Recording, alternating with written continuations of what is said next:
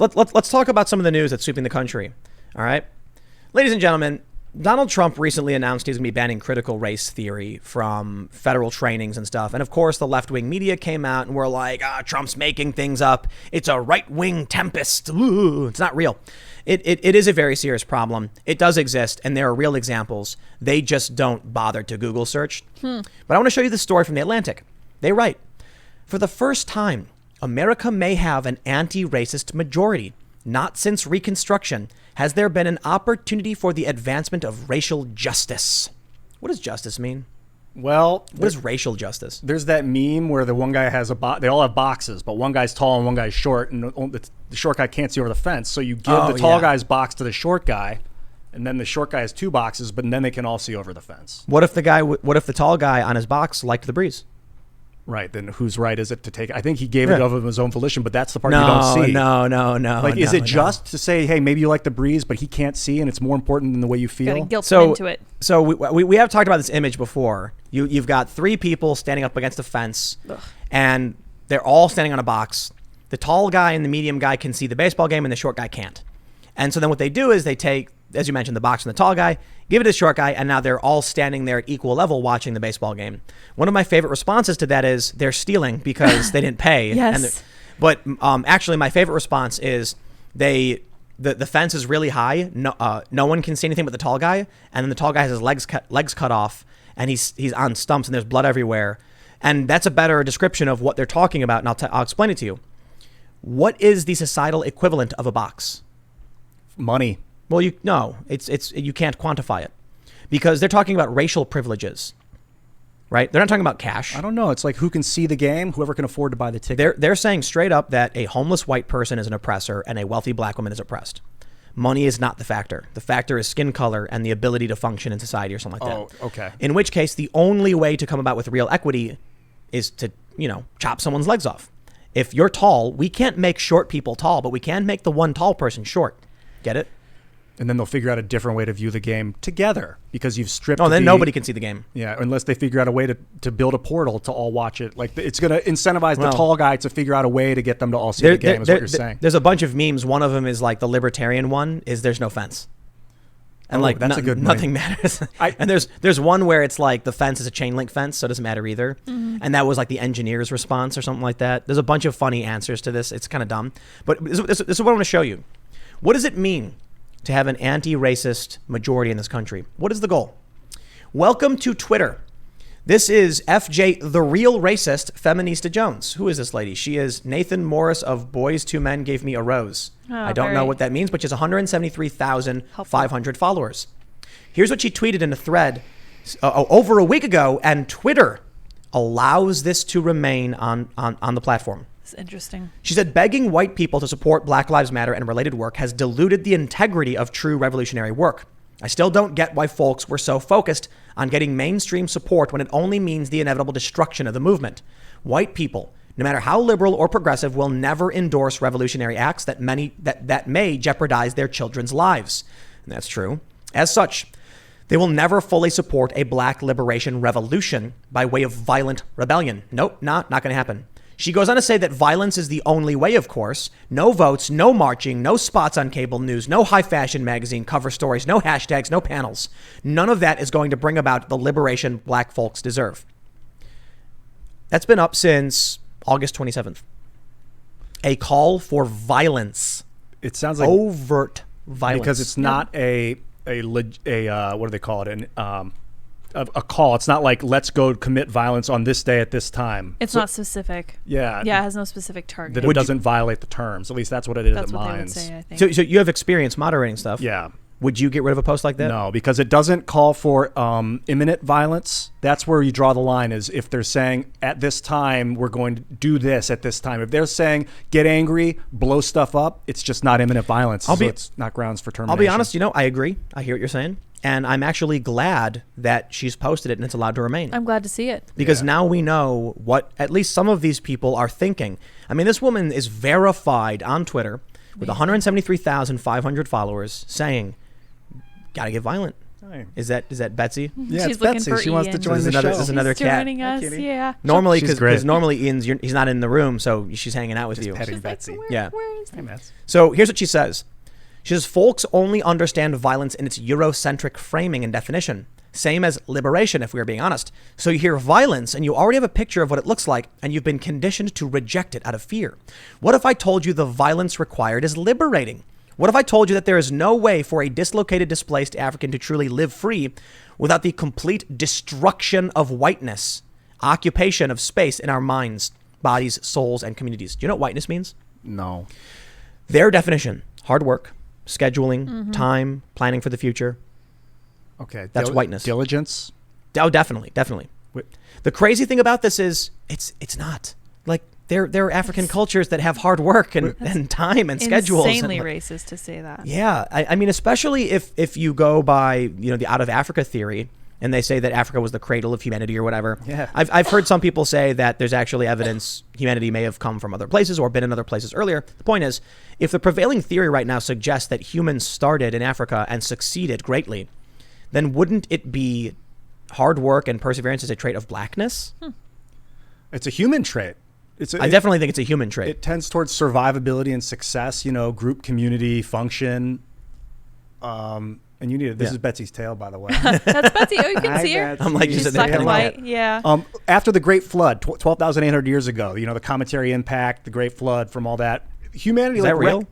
Yeah, according to geologists, Randall Carlson particularly, they Almost measure every wow. culture agrees on some kind of great flood. nuclear glass in the melt water in the dirt at that time. What? It's really cool evidence. No way. I'd have to pull up facts to really convince you, I'm sure. But yeah, Probably, yeah. Assuming that there was a great flood, humanity recollected in that area. So I don't know if all humans came from the cradle, but it seems like that's where society rebooted.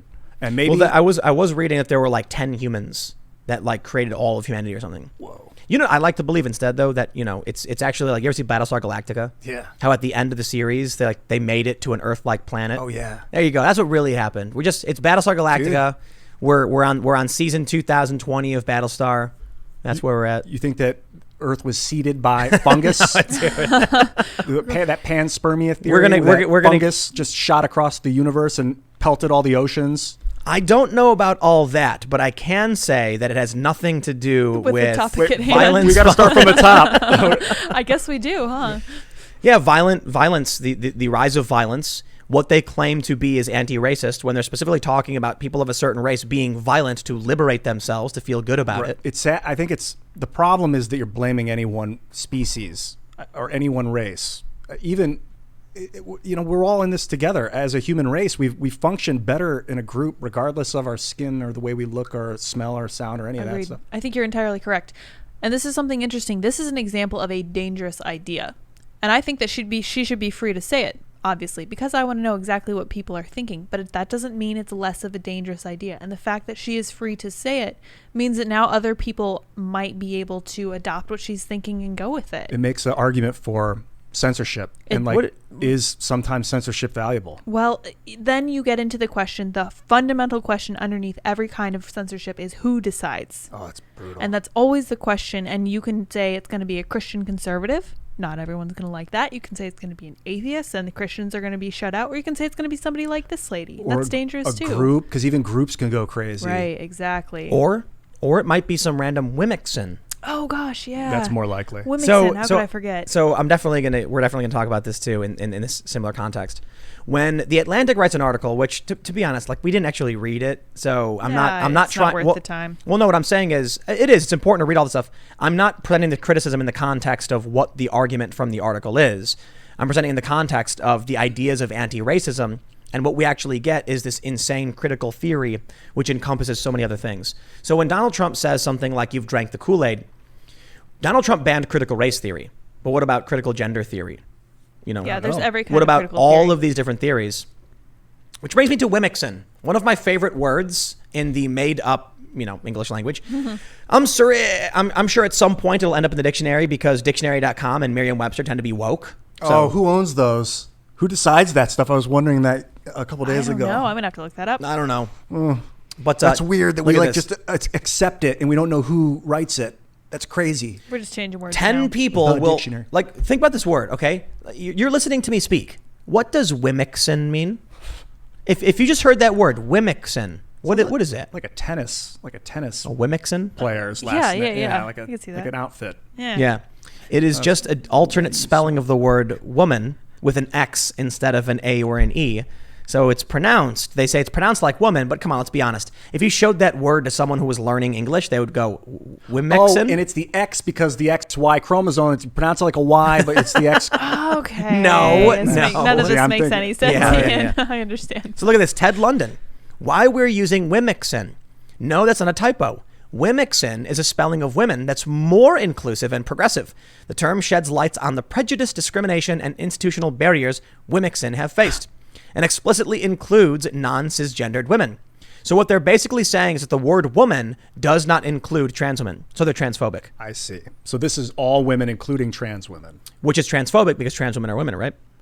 Depends on who you ask, but I think yes. Yeah, they So are. among the left, when they say trans women are women, the idea that you would need to create a new word, Wimixin, Is is transphobic. transphobic because you're basically saying that trans women are not defined actually by the not word women. woman. Yeah. Right.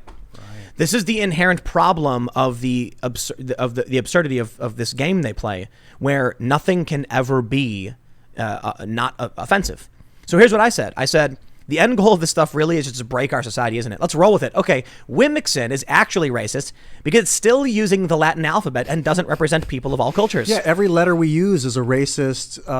What do they call it? Like a kudos to the slave masters of old, the Romans. Exactly. Yep, there it is. So if they're going to say we're going to change the E to an X because that's inclusive, well, then I would argue, what about Cyrillic? What about Asian characters or Thai or Indian? You know, What Sanskrit, about 'em? whatever. Oh, we have another hello. guest There's to a join guest. the episode. So Surprise guest. here's what I put. I don't think I can actually pronounce this.